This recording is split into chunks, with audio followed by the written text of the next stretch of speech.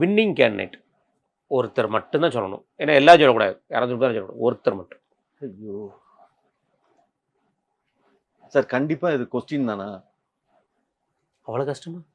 Winning அவ்வளோ கஷ்டம் sir? அவ்வளோ கஷ்டம்னா, அதாவது ஒரு நிமிஷம் சார், நான் திமுகவுக்கு போயிடுறேன்.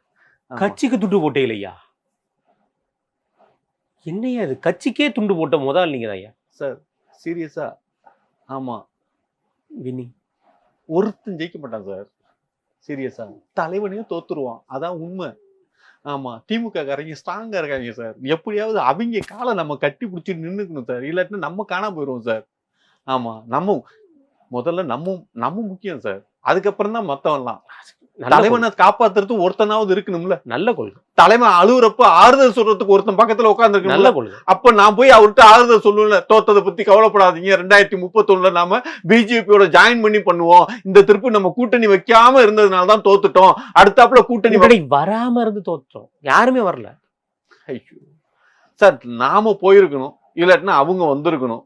அவங்க வரலன்னா நாம போயிருக்கணும்ல. நீங்க போனீங்க, அவங்க சேர்க்கல சார். அது சேர்க்கலத்துக்கு காரணம் இந்த 41 பேர் செத்த பலி நமக்கும் வந்துரும். அந்த பிஜேபிக்காரங்க கொஞ்சம் பக்தி உள்ளவங்களா இருக்காங்க சார். ஆமா, அதனால கடவுள் பக்தி அதிகமா இருக்கிறதுனால அந்த பாவம் நம்மளையும் சேர்ந்துரும், இவங்க கூட சேர்ந்தோம்னா அப்படின்னு கொஞ்சம் இந்த திருப்பு ஒரு 5 வருஷம் தள்ளி வச்சுட்டோம்னா அதுக்கப்புறம் பாவம் பரிகாரம் பண்ணி கழிச்சிடலாம்ல சார். அந்த ஒரு பிளான்ல இருக்காங்க. விஜய் கழிச்சிடலாமா, தாவேகாவை கழிச்சிடலாமா, எப்படி? விஜய் கழிச்சிடலாமா சார்? திமுக நோ தாவேகா, திமுக. ஐயோ சார், ஒரு விஷயம் சார், எக்ஸ் தலைவர் மேல விளப்பா. எக்ஸ் தலைவர் தான் சார், எங்க எக்ஸ் தலைவர் கஜினி முகமது மாதிரி படையெடுப்பாரு. மறுபடி சீரியஸா ஒரு விஷயம் சார், இந்த திருப்பு தனியா நின்னார்ல, அடுத்த திருப்பு துணையோட நிப்பார்.